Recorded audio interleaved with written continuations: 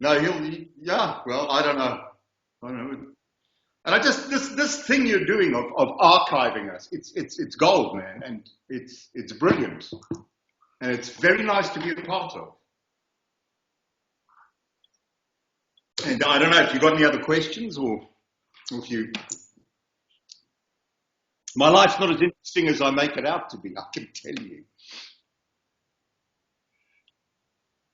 Yeah,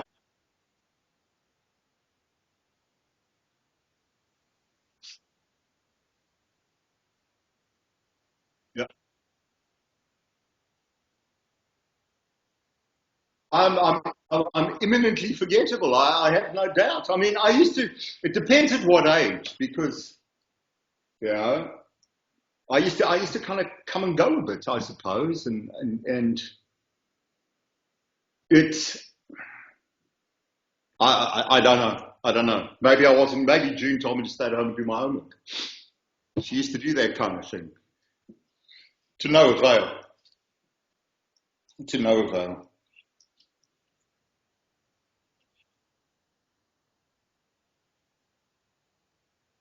I know my birth mother's name. My father helped me. I mean, they were always very open, and if you ever want to know and all that kind of stuff. So I know her name, and it says on the birth certificate, father unknown. Now, when you were born in South Africa, first of all, I had to be Jewish for my parents to adopt me under the apartheid laws. So there weren't that many Jewish girls getting knocked up then. There still aren't. I did my bit, but it seemed to have made no difference. And father unknown. And the only time I've ever felt at home and seen other people who look like me was in Morocco. And I've been all over the world, but I climbed off the plane in Morocco and I went, fuck, they all look like me. All that. And in my daughter, it's even more apparent. She's really got the almond-shaped eyes. And you know, as you can, I always said to my father, I'm sure I'm not white. And he'd go, no, no, you are, you are. It's breaking the law if you're not. But, but it would have been a very hard decision for her to make, and it worked out really well for me. And I don't want to go and suddenly go, surprise!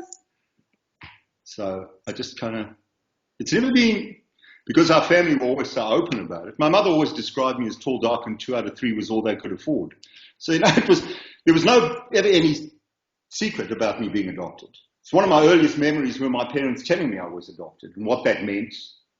And so that didn't worry me, but I never felt, in fact, when I see these people who can find no peace until they found, I mean, part of me identifies with it. And yet part of me goes, that's a bit weird. But there's no way you can spend 9 months inside of another being and then be taken away from it and not miss it on some level. So I'm sure part of my, how should we put it, going off the rails might be a reaction to that part of my life. But hey, sorry? Oh, I was very, very lucky. Oh, look, we had our ups and downs. But I wasn't an easy kid. I was wild. But a lot of us were, all the grown-ups were at war. If you were a 16-year-old, we used to go into a club, we were the oldest blokes there. It was great, you know. But yeah, look, it is what it is, you know. I was very lucky. I am very lucky. It's all been luck. Well, Olive Warburton didn't fucking think so, I can tell you that. Yeah, I think we've all got talents. All of us have got talents. It's education. When you and I went to school in a place like Rhodesia that modeled itself on being English, it wasn't about discovering what your talent was and making. All the guys I know who did really well at school, surprisingly, haven't done that. I mean, Jarvis won an Emmy, you know. He was as big a mumpara as me at school. He won an Emmy. It's a handful of people in the world win Emmys. It's brilliant. But at school, we were the naughty ones and the go sit down and why haven't you done your homework and your handwriting's untidy. My handwriting's still cuck, which is great if you want to forge prescriptions, but it's not all that good if you write for a living. And there was never that. Maybe I could have done even more had I been in a school system that would have recognized that. And not just me. There were loads of kids there who were super talented and very creative, I'm sure. New Zealand, Well, so I really have always had a soft spot for New Zealand for a couple of reasons.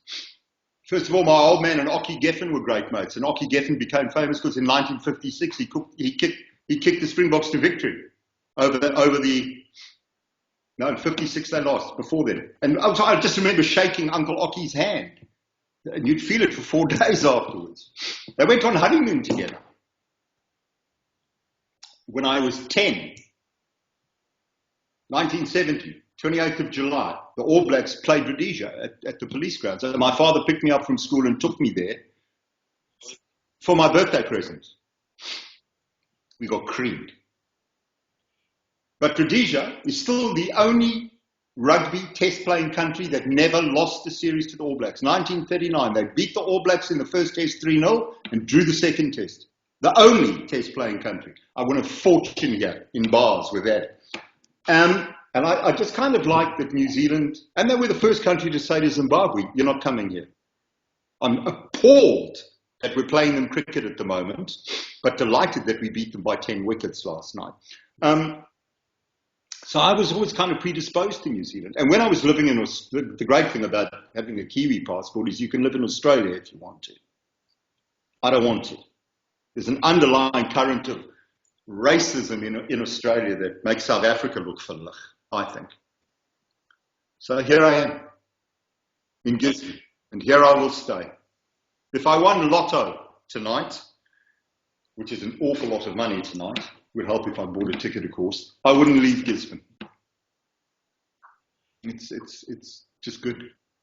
But I'd come see you in Israel and buy you a drink. Yeah.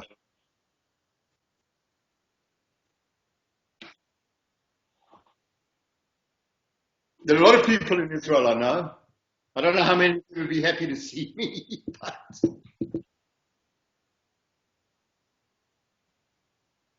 I have. I have. I like to think so. I like to think so. Look, I hope it's as worthwhile for everybody else as it's been for me, is all I can say.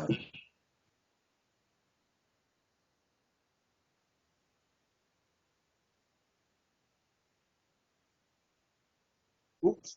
Some of your people don't like it, but that's okay. Each to their own. I didn't I didn't ever really make that effort. Which is I hated every single day Prince Edward, but I made lifelong friends there and had the time of my life.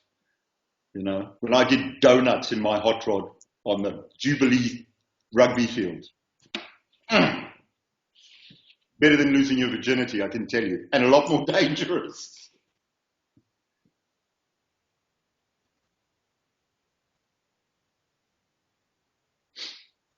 None. No, I mean that I'm not. My best mate went back for the 100th thing, and he brought me the centenary tie because he knew I'd strangle him with it. Lifelong friendships, lifelong. Um,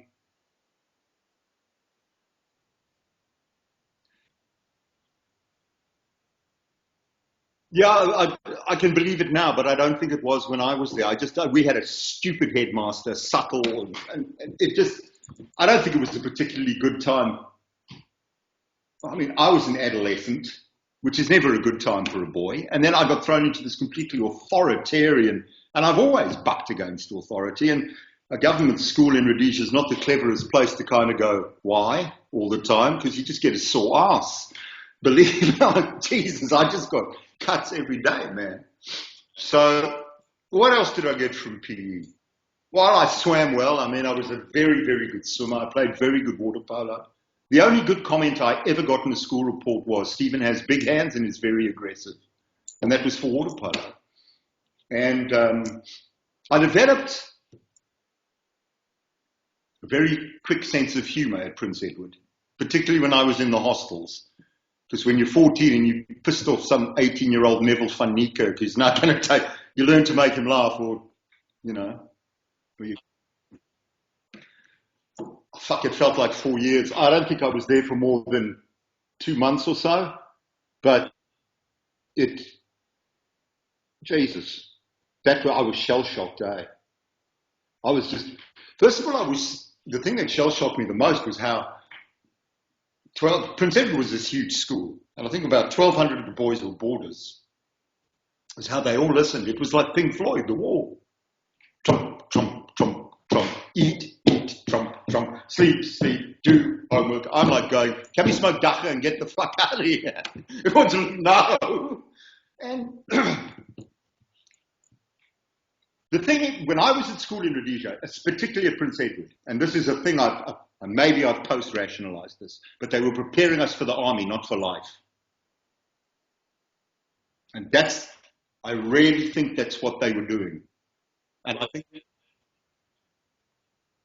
no, I don't know, whatever they had, I never went. I mean, I barely went to school for the last 18 months, to the extent where I had to carry a book and get my name signed in by a teacher every half hour, which meant within 3 weeks I could forge every teacher's signature at the school. So I made a fortune forging school reports for people and sick notes and get your parents. I was just a genius at it. But the whole thing was there. You listened and you did what you were told to do and you didn't think about it. And I've always, and June really brought that out in me. You know, I'd say, what does this mean? And she'd say, go look it up. She never ever told me what a word meant.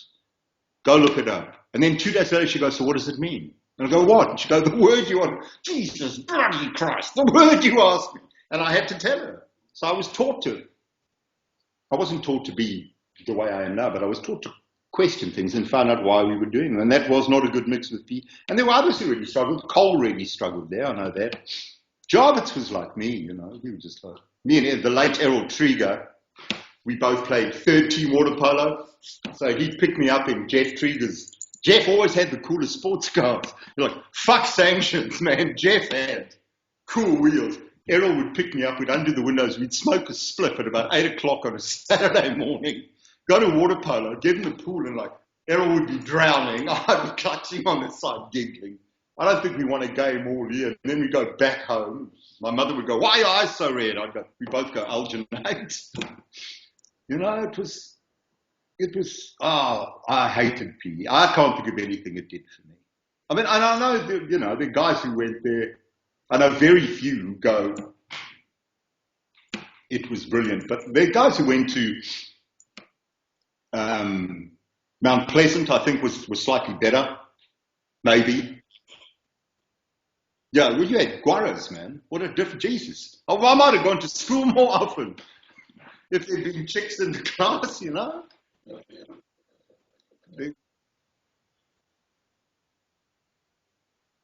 Yeah, I saw Supple in Johannesburg when I was about 22 or 23, and I'm a big guy. I mean, I'm 6'3", and at 22 or 23, I was carrying no extra pounds, and he was there with his wife and 2 daughters, and it was in Sandton City, and I walked up and I just clouted him across the back of the head. And he turned around and I said, do you remember me? And I'll never forget this. It's the closest I've come to killing someone, I think. I just kept pushing him in the chest and going, do you remember me? Do you remember me? And his wife was crying, his daughters. It wasn't a cool thing to do. Fuck, it felt good. Because it's the kind of thing he'd done to us the whole way through Prince Edward's school. And he didn't open his mouth. If he'd opened his mouth, I don't know what I would have done. I just pushed him around and he did nothing, which is the sign of the bully. Suddenly I was his size. But I was being a bully. But my defense is he taught me well. My mother would have moored me stucked with a shoe if she'd seen me do that. She would have made me write a letter of apology and go around and deliver it personally. Luckily, she never saw it. And yeah, so that's it. As I say, it's not as interesting as I make out. I lead a very small life now. I love it. Chickens and dogs. Yeah. Nothing. I want for nothing. When I tell you I'm lucky, I really am lucky. There's nothing I want for. And there are not many people who can say that, I guess. Yeah. You look after yourself, my friend. Take it easy. Bye.